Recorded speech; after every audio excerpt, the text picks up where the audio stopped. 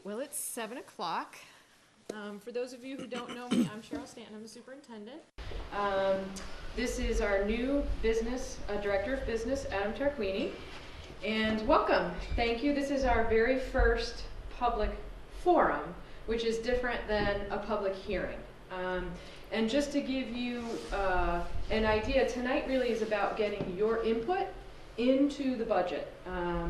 Right now in the budget process, we've worked as a leadership team, we've worked with our teachers, and we've worked with the school committee to draft a budget. But it's very important to us that we reach out to the community to understand what it is that you're looking for in terms of our budget. Our public hearing, where we present the entire budget with all of the numbers, will be on March 25th at our school committee meeting at 7. Even though our school committee is 6:30, the public hearing will be at 7. So that's when we will get into the absolute line items of the budget for folks, and we will answer questions about the budget. But tonight really is about to hear from you about what your hopes are for the school department and for how we are managing budget and resources that the town of Granby gives us to educate children in town. So with that being said, a couple of things about where we currently are. When we drafted our budget, we had these goals, which is where we want to go. So we want to maintain our current level of services, which means we have our current staffing, we have our current programming, we have our current resources, so that we continue with the programs that we have been building over the past few years. We want to ensure that we support the continuum of service programming for social emotional learning. We want to make sure that we are upgrading our technology for Granby Junior Senior High School.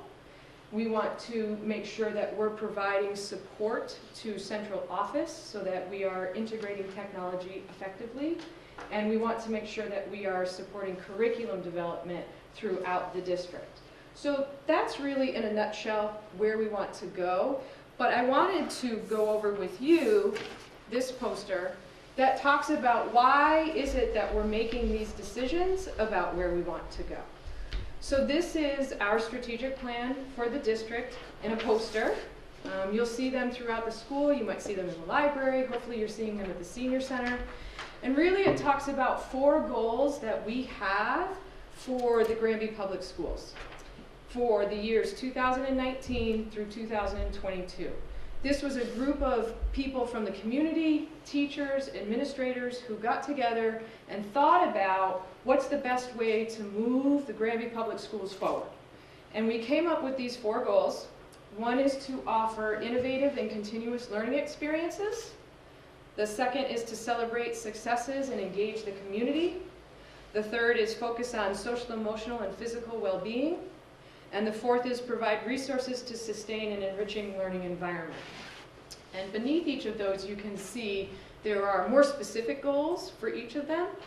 This year, we have spent a tremendous amount of time and energy in the first 3, and you will hear us start talking about the 4th as we move forward into next year and gather a group of people, again, from the community to talk about the needs, particularly at Granby Junior Senior High School, because we are not unaware that Granby Junior Senior High School, in comparison to what we now live in here, really needs our next focus of attention. So with that being said, what you have second on your sheet tonight is our work in our budget to continue to implement programs and grow programs as they are aligned to our strategic plan. And so what this represents are additions to what we are currently doing. But I want to be clear that the number that you see on the bottom of the page doesn't necessarily mean that our budget request to the town is going to be that amount higher. We're thinking as we move through the final phases of the budget that we'll be able to assume these costs within what the town typically gives the school department, which is net school spending plus the override of $305,000 that happened back in 2005. So those of you who have a history in the town recognize that that's the formula that the town gives to the schools. And even with these asks, we feel like we're moving in a direction that we can meet that objective. So I want to be clear that $266,300 is the total of what we're asking for. That's in addition to what we're doing in the schools, but it doesn't necessarily mean that we're going to ask for that amount more when it comes time for town meeting floor. Is that clear? No. What? No. You're not gonna ask less though, right? What's that? You're not gonna ask any less though. Right. Right. Right. So I think what, sorry, Jen Curran, from school committee. So what Cheryl is proposing is that they've been able to make adjustments and changes, and there are other cost savings within the school budget now, or coming up for next year. So those things will be going away, and these are things that we would like to replace that with. So it's not an addition to the budget, it's sort of, we have one less, out of district placement. So for that amount of money, we can provide these other services to benefit, more of the kids in the schools. So it's just shifting money that would have gone for this, and now we're gonna put it towards a full-time special ed teacher, or a gym teacher, or something like that. You're just shifting. So I just want to jump into it. I'm Mike Simpson from the school committee. Some of that is actually, we're spending some of that now in another direction, in some placements out of district. And I think what we're trying to do here is bring some of that back into the district so those students can stay here and we wouldn't have to send them out at that cost. Got it. Thank you. So just for people who aren't with us, who are going to watch this later, under offering innovative and continuous learning experiences, we understand that students who are here are working with one-to-one, which means they walk into the building and they use their Chromebook, and they carry that technology device, that Chromebook, it's like a little laptop, looks like this, throughout their whole day. And so they may be at media class, they might be at math class, they might be at English class. So they become very accustomed to that environment, and we recognize that we do need to continue that environment forward as they move to Granby Junior Senior High School. So we have in our budget a one-to-one implementation in grade 7. So those students will not lose any of the skills that they have developed here at East Meadow, and we see that continuing as more students move from East Meadow into Granby Junior Senior High School. In order to do that, we need a piece of software that is a mobile management device software, and that allows our Director of Technology to manage this additional pieces of equipment from one location. So instead of David having to go out and manage every single device by putting his hands on it, he can sit back in the server closet that is also his office and push out any changes or updates to the devices. And it is important for us to be able to do that to manage the safety of students as they're online.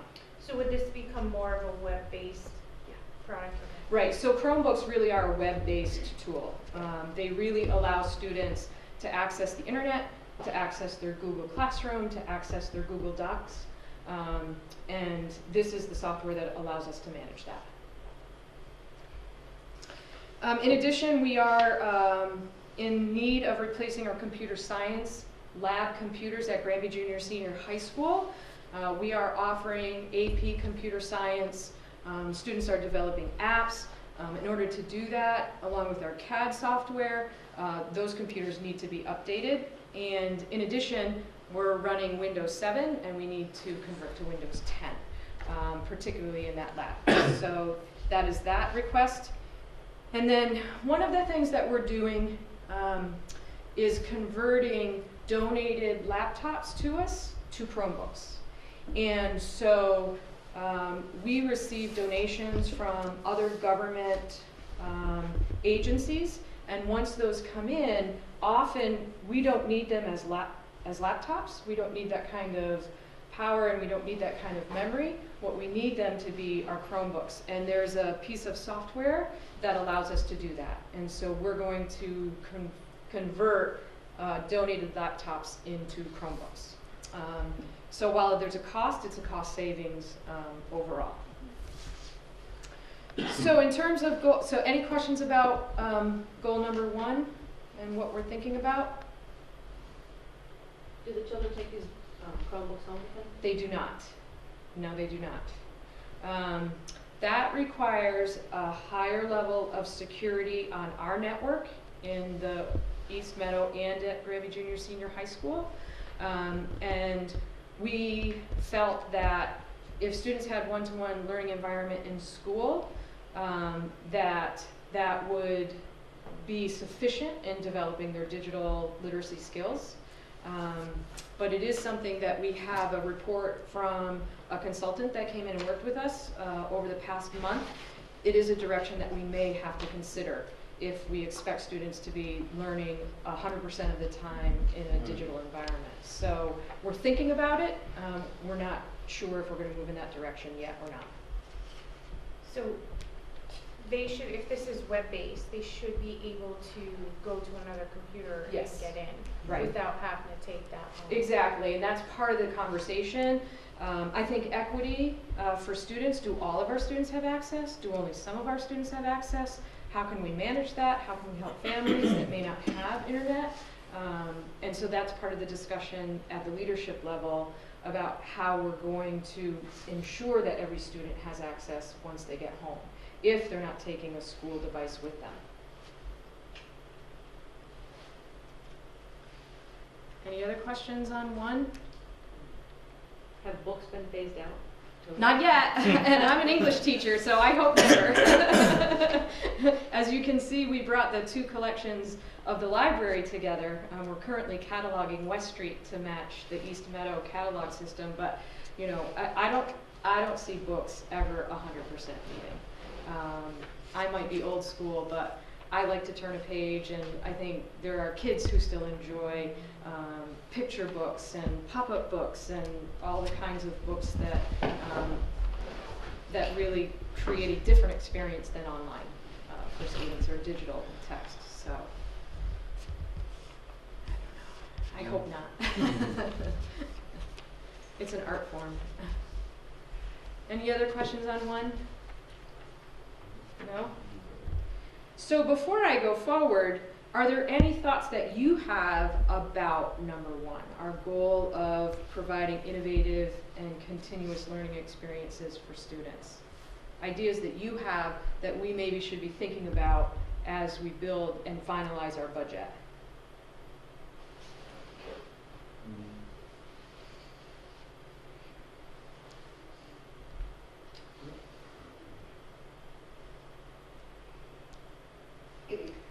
So in my teacher days, this is called wait time, and it's really uncomfortable. But what I will say is I'm going to do this for each one.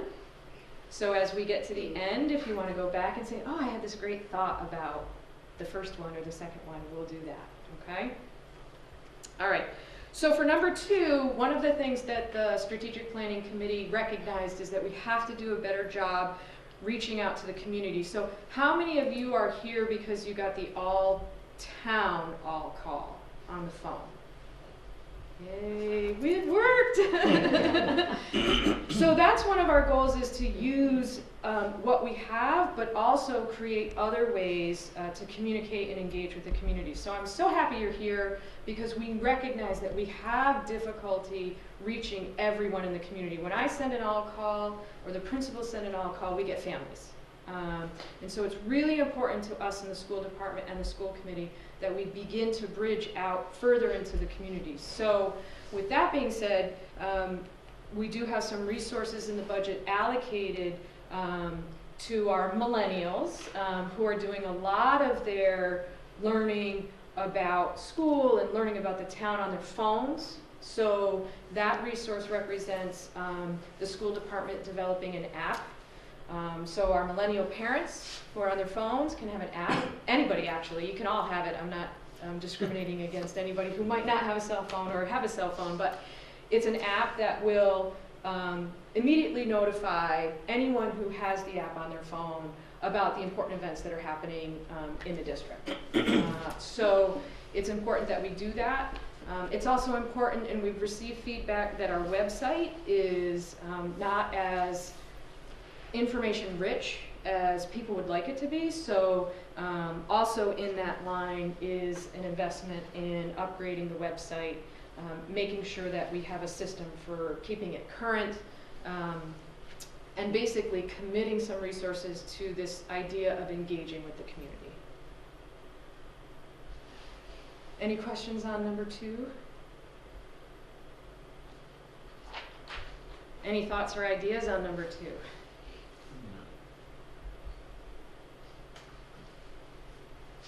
You all get an A. You all get an A today. It's and funny hearing like us talk about something so exciting, because I feel like we've been just beating our heads against the wall for so long, and just trying to just keep teachers and Yeah. keep the basic services. So when you hear something like, we might develop an app, it sounds really like high-minded and like, are you crazy? Well, this is Granby. But yes. It's and we're actually really excited about it. fantastic. It's something that came our way 2 years ago. And again, thank you, Jen. The budget has never really allowed us to think in that direction. So it is an exciting time for us to see that we can put some resources behind the strategic plan simply by reallocating at this point. So a focus on social, emotional, and physical well-being is our third goal. And what we're looking to do is create the social emotional learning program here at the elementary school. And we're doing that with a special education teacher, half of an adjustment counselor, and 3 paraprofessionals. And while that may look like a hefty expenditure, I think what we have to understand is that 2 things. We truly believe that Granby students belong in Granby as much as possible. No one wants to have a child that is in need of more services than we can provide. Those are extreme extenuating circumstances. And so we're trying to develop a continuum of services, so if a child is not successful in a general classroom, that we have a step before a student may have to go out of district at tuition, and that we truly believe that that's in the best interest of a child. Children who can stay close to their peers, students who can participate in a program that is specially designed for them to learn coping strategies or strategies around anxiety, to have peer groups, to have lunch buddies. All of that is beneficial to all of our students as an inclusive setting. But that's not to say that if a student does not meet success there, that we then don't look at another step for that student, which may be out of district. But right now we don't have the middle. So we don't have a place to see if students can be successful with more support and with more direct instruction in some of the things that we take for granted. Like, how do I resolve conflict? How do I express my feelings? How do I manage the fact that I'm overwhelmed with my words instead of my behavior and my action? What we're building is that program for students, and hoping that with those kinds of supports and working with family and wrapping around services, whether it's DCF or healthcare or therapeutic supports, by bringing that all together for families in the school, that we can help students be successful and stay with their peers and learn the academics that they need, but also the social emotional pieces that they have not come to school with. So it is what we call, that's one side. The other side is just definitely the money side. We look at this as a cost avoidance strategy. So if we have 4 students, let's say, at East Meadow, that look like they may not be making it in a general classroom, if we don't have this support, all of those students are immediately going to go out of district at depends, but at the high end of $100,000 per student. So you're looking at $400,000 just out. And IEPs are written to support students, and we need to support students. But if we have the interim where the cost might be $140,000, where we can keep students, then that's what we're looking to do from a financial perspective. So we're trying to balance both the needs of students in their learning, but also be fiscally responsible with the resources that the town gives us. Any questions about that one? Any thoughts about what you want to see in that one? Can I just say, to me, that is a no-brainer, because keeping the kids here is really important, because not only do those children have a difficult time in the classroom, they have a difficult time making friends. And keeping them here with the peers that they are a part of a group of, maybe not always in the classroom because they can't function there, is extremely important. Extremely important. And the fact that you weigh the cost of sending, one of those children out at $100,000, it basically pays one child. Keeping them here pays for that classroom. And just the benefit for the kids.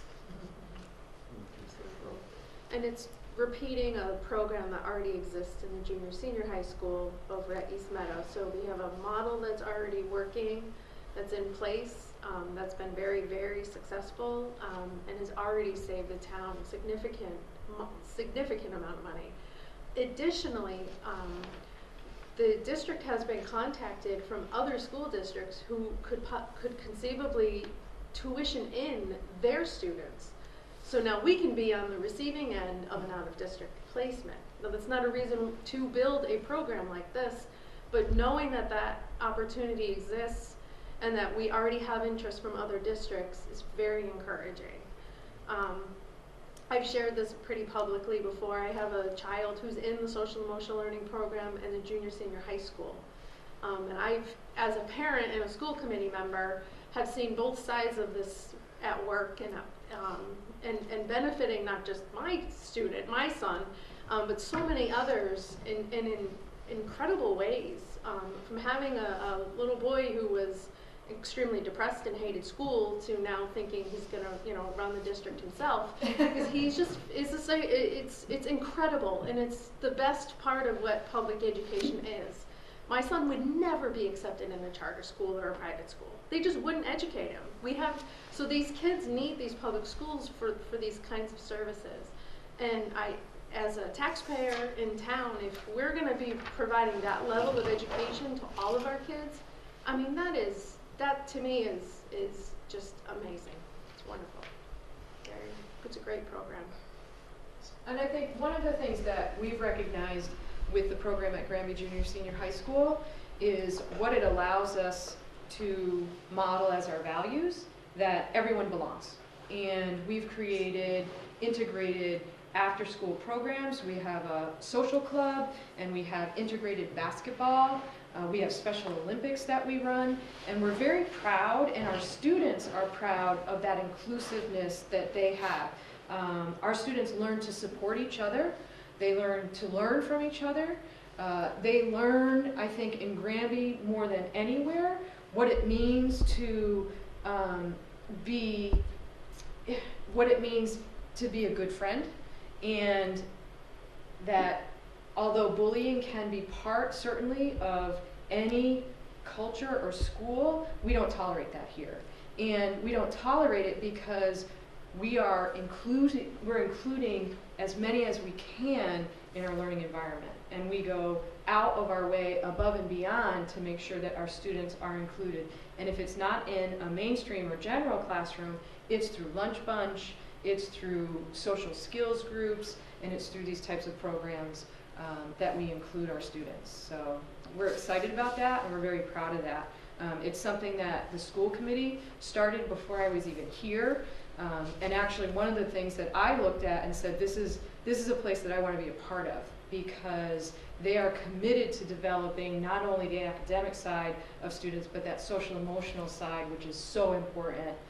And not only have they spoken about it, but they've crafted a strategic plan that includes it, and multiple budgets that have included a commitment to social and emotional curriculum and education for all of our students. So, any other questions? The one thing I didn't talk about in that is mindfulness. Mindfulness is one of the 5 pillars of social emotional learning for students. We've done a large pillar of social emotional learning with our peace builders, and that's conflict resolution and being a respectful person. This mindfulness piece is about self-care. It's about regulating your emotions. It is about taking stock of how I'm feeling and giving students a skill set to talk about that and to manage that in a self-care way. There are 3 other pillars that we're going to get to, but that is what mindfulness is all about. It's about understanding yourself and developing skills and strategies to stay in touch with that.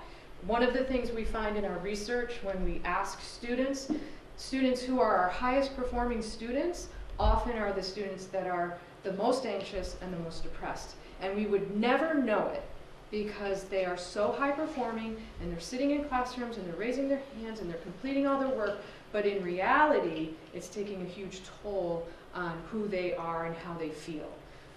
And those are the students that we want to reach and make sure that we are designing curriculum and instruction that ensures that that's a part of what we do so that when kids are graduating, they have a skill set to deal with stress and anxiety that they're going to encounter, whether they're going into college or a career or the military or whatever it is that they're choosing to do post-high school. Any questions about that?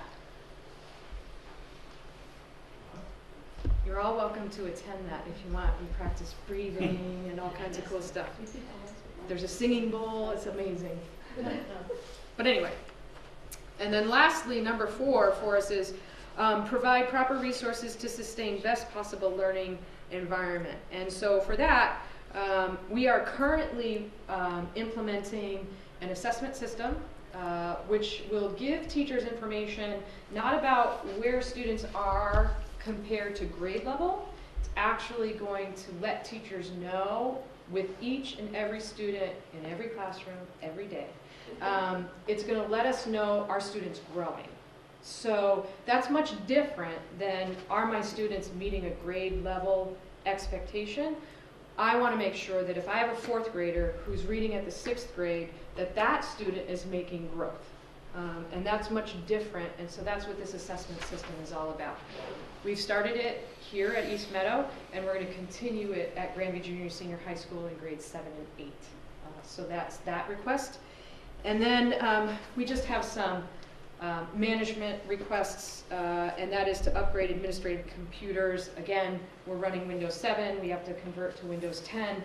So there is some money in the budget for upgrading administrative computers, which is unfortunately sometimes the cost of doing business in the digital world. So that total request is $266,300. But again, as Jen was mentioning, this isn't about asking for $266,000 more. It's about using some of the resources we currently have differently as we move into next year. So any questions about the last one? So that 266, that's out of the general funds, or not taking like parks and play, whatever? No. Right. Okay. So I think Yeah. one of the things I didn't say right out of the gate, which I said at the school committee, and I said to finance in our joint meeting, was if everything stays the way we are projecting, and by that I mean that our revenue from the town stays the same as what we would project, our in-kind costs that were given from the town, which we have not yet received, but we should be receiving shortly, if that remains the same, we would not be on town meeting floor, as you have seen us on town meeting floor, asking for that additional funding. Okay. All right, so our hope is that our work with the select board and the finance committee up to town meeting will have us on town meeting floor with a budget that we all agree the town can afford and that the school department can live within and still grow some of the programming that we would like to have for students and staff. And that's good news. That's great news. We're very excited about that. I sleep at night. I'm like, I can't tell you, that's a huge difference from where we've been. But the conversation does still need to keep going about what are the true costs of educating kids, because a formula doesn't necessarily represent the true needs of the district. So we're going in that direction, and I think there's an understanding. And I think that this 3-year plan is a step to get us all understanding where we would like to be, and how we need to fund that to get there.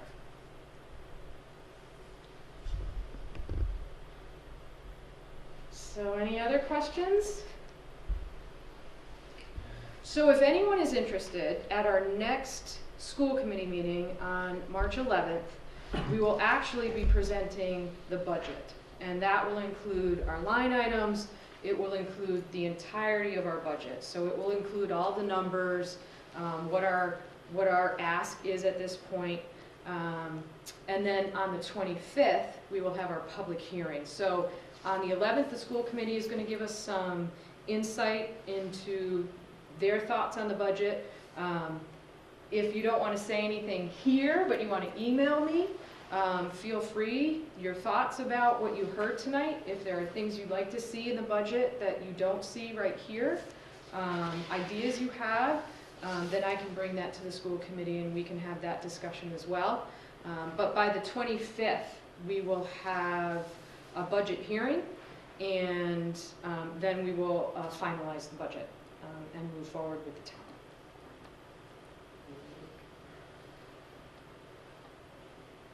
Any other questions?